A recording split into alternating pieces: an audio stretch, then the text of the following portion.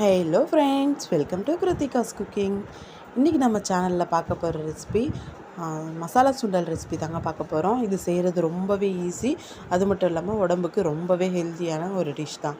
இது ஈஸியாக எப்படி செய்கிறதுன்னு பார்க்கலாம். அதுக்கு முன்னாடி நீங்கள் நம்ம சேனலை ஃபஸ்ட் டைம் பார்க்குறீங்கன்னா வீடியோ கீழே உள்ள ரெட் கலர் சப்ஸ்கிரைப் பட்டனை ப்ரெஸ் பண்ணிக்கோங்க. கூடவே ஒரு பெல் ஐக்கானையும் கிளிக் பண்ணிக்கோங்க. அப்போ தான் நான் போடுற வீடியோஸ் நோட்டிஃபிகேஷனாக உங்களுக்கு வரும். வாங்க இப்போ வீடியோக்குள்ளே போகலாம். இந்த மசாலா சுண்டல் செய்கிறது ரொம்பவே ஈஸி.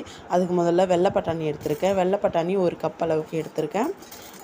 இதை வந்து காலையில் 10 மணிக்கு ஊற வச்சுருக்கேன். இது ஈவினிங் ஸ்நாக்காக தாங்க செய்கிறேன். நான் தண்ணி ஊற்றி ஃபுல்லாக ஊற வச்சுட்டேன். இது 4 மணிக்கு போல் பார்த்தோம்னா நல்லா ஊறி வந்துருச்சு. இப்போ நல்லா ஊறி இருக்கிற இந்த பட்டாணியை நம்ம ஒரு குக்கருக்கு ட்ரான்ஸ்ஃபர் பண்ணிக்கலாம்.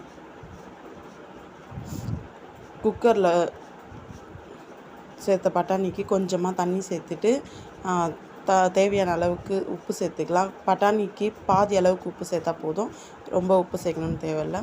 இதை வந்து வேக வச்சு எடுத்துக்கலாம். 4லேருந்து 5 விசில் விட்டு எடுத்தால் போதும். பட்டாணி நல்லா வெந்து வந்துடும். இப்போ பார்த்தோம்னா பட்டாணி நல்லா வெந்துருச்சு.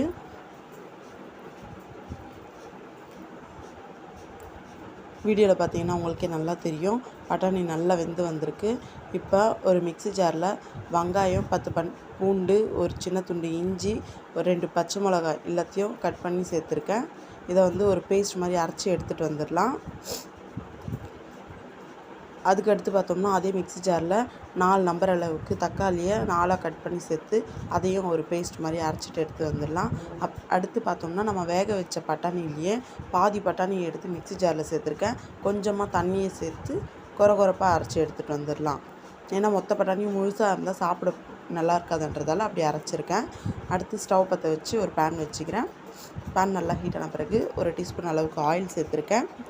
ஆயில் நல்லா ஹீட் ஆன பிறகு நம்ம ஃபஸ்ட்டு அரைச்சோம் இல்லையா வெங்காய பேஸ்ட்டு, அதை தான் சேர்த்துருக்கேன்.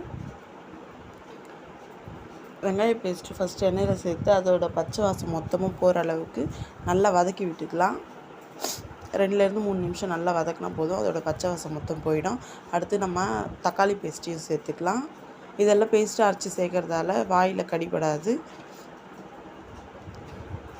தக்காளி சேர்த்து நல்லா வதக்கின பிறகு 1/4 டீஸ்பூன் அளவுக்கு உப்பு சேர்த்துருக்கேன். நம்ம ஏற்கனவே பட்டாணிலேயும் உப்பு சேர்த்துருக்கோம், அதனால் உப்பு பார்த்து சேர்த்துக்கோங்க. அடுத்து 1/4 டீஸ்பூன் அளவுக்கு மஞ்சள் தூள் சேர்த்துருக்கேன். எல்லாத்தையும் சேர்த்து நல்லா வதக்கி விட்டுடலாம். 2லேருந்து 3 நிமிஷத்துக்கு நல்லா வதக்கின பிறகு 1/4 டீஸ்பூன் அளவுக்கு கரம் மசாலா தூள் சேர்த்துருக்கேன். 1/4 டீஸ்பூன் அளவுக்கு தனி மிளகாய் தூள் சேர்த்துருக்கேன். ஏற்கனவே நம்ம பச்சை மிளகாய் சேர்த்து அரைச்சிருக்கோம், அதனால். அடுத்து 1/2 டீஸ்பூன் அளவுக்கு தனியாத்தூள் சேர்த்துருக்கேன். 1/4 டீஸ்பூன் அளவுக்கு ஜீரகத்தூள் சேர்த்துருக்கேன். ஒரு பிஞ்ச் அளவுக்கு சாட் மசாலா சேர்த்துருக்கேன். சாட் மசாலா ஃப்ளேவர் ரொம்ப கம்மியாக இருந்தால் போதும், ரொம்ப திகட்டுற மாதிரி வேண்டாம், அதனால் 1/4 டீஸ்பூன் அளவுக்கு சேர்த்துருக்கேன். எல்லாத்தையும் சேர்த்து நல்லா வதக்கி விட்டுடலாம். இந்த மசாலா மொத்தமும் பச்சை வாசம் போயிட்டு எண்ணெய் நல்லா பிரிஞ்சு வர ஸ்டேஜில் 1/4 டம்ளர் அளவுக்கு தண்ணி சேர்த்துருக்கேன். எல்லா மசாலாவையும் சேர்த்து நல்லா கொதிக்க விடலாம். இப்போ பார்த்தோம்னா தண்ணி நல்லா கொதித்து வந்துருச்சு. இந்த ஸ்டேஜில் நம்ம ஏற்கனவே மிக்சியில் அரைச்சி எடுத்து வச்சுருந்தோம் இல்லையா பட்டாணி பேஸ்ட்டு, அதை வந்து இந்த தண்ணியில் சேர்த்துக்கலாம். பட்டாணியை நான் கொரகொரப்பாக தாங்க அரைச்சி எடுத்து வச்சுருக்கேன், ரொம்ப பேஸ்ட்டாக அரைச்சிக்கல. இந்த அளவுக்கு அரைச்சா போதும். நம்ம மிக்சி அரைச்ச எல்லாத்தையுமே இதில் சேர்த்துடலாம்.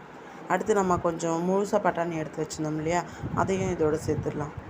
அப்போ தான் சாப்பிட்றதுக்கு அப்பப்போ வாயில் கடிபடுற மாதிரி நல்லா இருக்கும். இப்போ எல்லாத்தையும் சேர்த்து நல்லா கலந்து விட்டுடலாம்.